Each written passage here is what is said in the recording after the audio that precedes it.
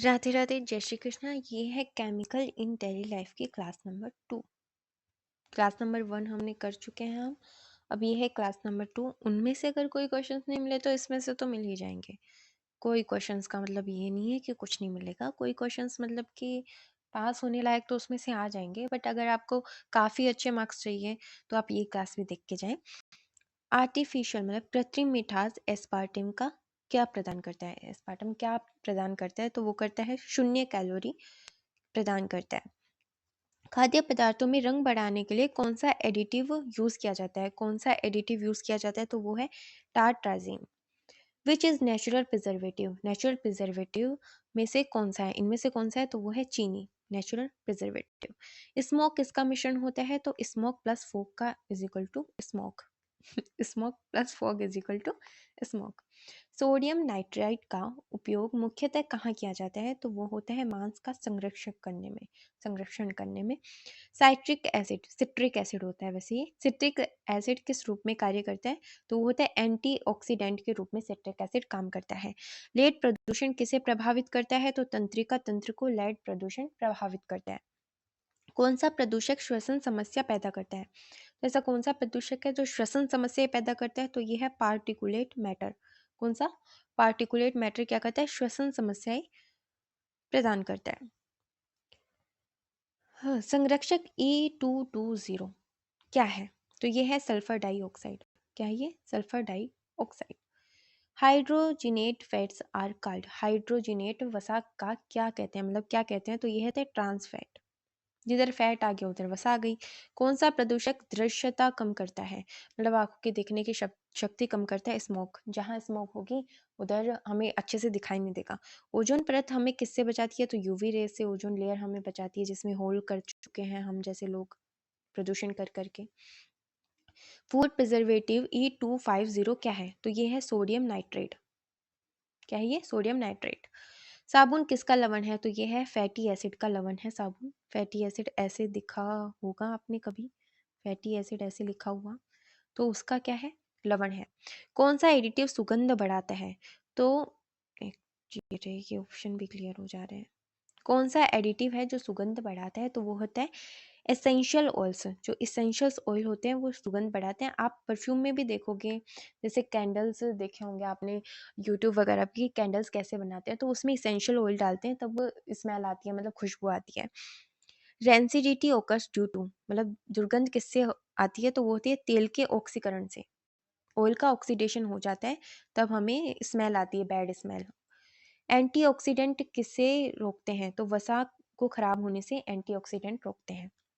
Floating साबुन में क्या होता है? जो फ्लोटिंग साबुन होता है उसमें क्या होता है? उसमें हवा भरी होती है। फ्लोट कर रहे होते हैं भाई, वो उड़ रहे होते हैं, तो हवा भरी होती है। मिसेल किसे कहते हैं? ये माइसेल नहीं है, ये मिसेल है। मिसेल किससे बनते हैं? तो ये बनते हैं साबुन या डिटर्जेंट से। मिसेल बनते हैं। ठीक है, किससे बनते हैं? साबुन या डिटर्जेंट से। नारियल तेल मुख्यतः किससे बना होता है? कोकोनट ऑयल किससे बना होता है? संतृप्त वसा से।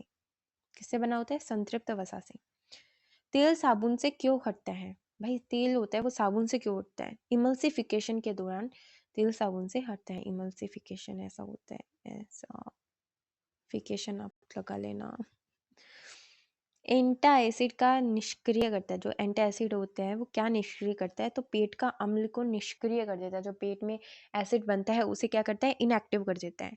अत्यधिक डिटर्जेंट क्या करता है? भाई ज़्यादा अगर आप डिटर्जेंट यूज़ करोगे तो वो क्या करेगा? जल को प्रदूषित कर देगा। कोल्ड प्रोसेस साबुन क्या कहलाता है? जो कोल्ड प्रोसेस साबुन होता है वो क्या कहलाता है? बिना गर्म किए बना हुआ साबुन होता है कोल्ड प्रोसेस साबुन। भाई कोल्ड है, वो गर्म नहीं किया हुआ होगा भाई, क्योंकि वो कोल्ड है ना, गर्म नहीं कर सकते उसको। Vitamin D is also called. Vitamin D को क्या कहते हैं? सनशाइन विटामिन डी कहते हैं। विटामिन डी लो भाई, धूप में बैठो, सनशाइन लो और विटामिन डी लो। तो vitamin D is equal to sunshine vitamin. Antibiotics किसे मारते हैं? जो एंटीबायोटिक्स होते हैं वो किसे मारते हैं? बैक्टीरिया को। बायोटिक्स भाई बैक्टीरिया, बी से बायोटिक्स याद कर लो, बी से बैक्टीरिया याद कर लो। एस्पिरिन क्या है? एस्पिरिन एक दर्दनाशक दवाई है। एस्पिरिन बहुत सुना होगा तुमने नाम। Analgesic are used for. Analgesic किसके लिए यूज़ किया जाता है? तो ये भी दर्द निवारण के लिए, दर्दनाशक के लिए यूज़ किया जाता है। एंटीबायोटिक पेनिसिलिन किससे प्राप्त होती है? तो ये फफूंद बोले तो फंजाई से, इधर फंजाई भी आ सकता है आपके लिए, फंजाई से प्राप्त होती है क्या एंटीबायोटिक। ओरल रिहाइड्रेशन सोल्ट मतलब ओआरएस क्या होता है, तो ये होता है नमक प्लस ग्लूकोज। ओआरएस की फुल फॉर्म भी आ सकती है, देख लेना, ओरल रिहाइड्रेशन।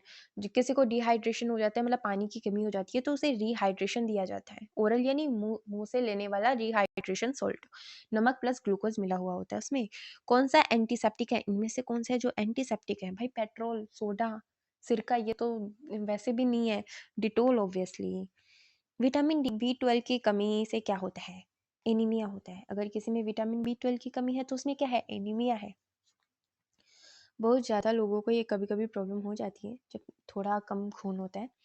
एंटी हिस्टामिन का नियंत्रित करते हैं, तो आप खून पिया कीजिए, जो भी आपके आसपास के भाई बहन हैं इन सबसे आप खून पिया कीजिए, दोस्तों का, इसलिए आपके खून में वृद्धि होगी। पर्सनल ओपिनियन है, you can try. Anti histamine क्या नियंत्रित करते हैं, तो ये करते हैं एलर्जी को नियंत्रित करते हैं anti histamine. Anti histamine allergy से ही रिलेटेड होते हैं।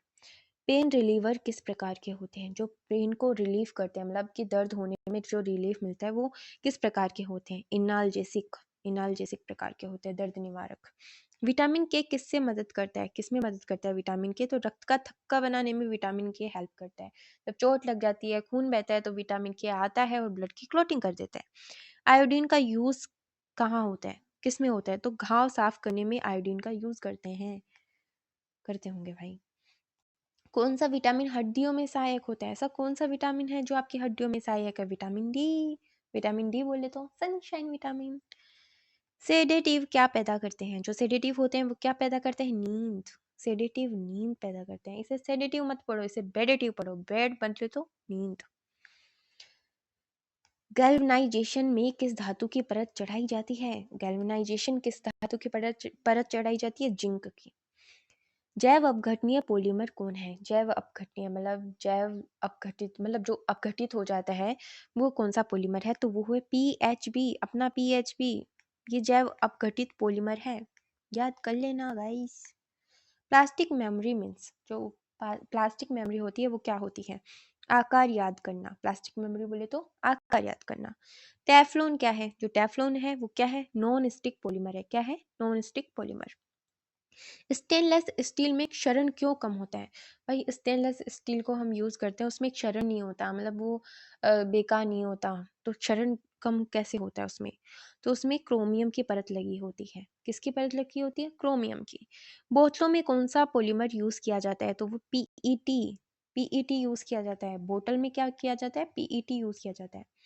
बायोप्लास्टिक किससे बनती है, बायोप्लास्टिक बनती है स्टार्च से, किससे बनती है, स्टार्च से। ग्रीन सॉल्वेंट का एग्जाम्पल दे दो भैया, पानी ग्रीन सॉल्वेंट है, मुझे भी आज ही पता चला है। थर्मोप्लास्टिक की क्या विशेषताएं हैं, तो गर्म करने पर नरम हो जाता है, गर्म करने पर नरम हो जाते हैं थर्मोप्लास्टिक।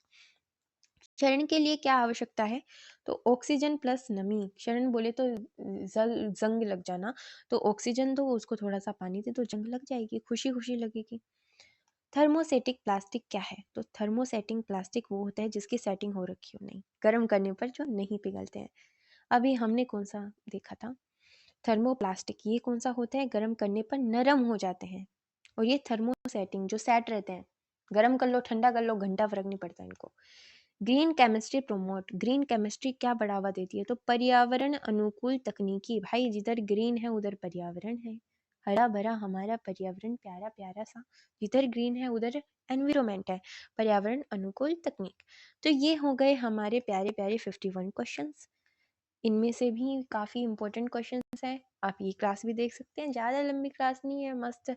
आप बाइक पे बैठे हैं, देखते देखते चाहिए, सुनते सुनते चाहिए, अरे 10 मिनट पहले तो पहुंच ही जाते हो गया एग्जाम सेंटर में, बस देखिए और इतने में याद हो जाएगा। ऑप्शंस देखिए, आपको पक्का याद हो जाएगा, इतना कोई टफ सीन नहीं है इनका, तो अच्छे से याद किए। Thank you for watching my video. प्यारे प्यारे कमेंट्स करें, आपको किस में किस टॉपिक पे वीडियो चाहिए वो मुझे बताएं।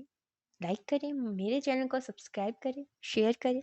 टाटा और best of luck for your exam.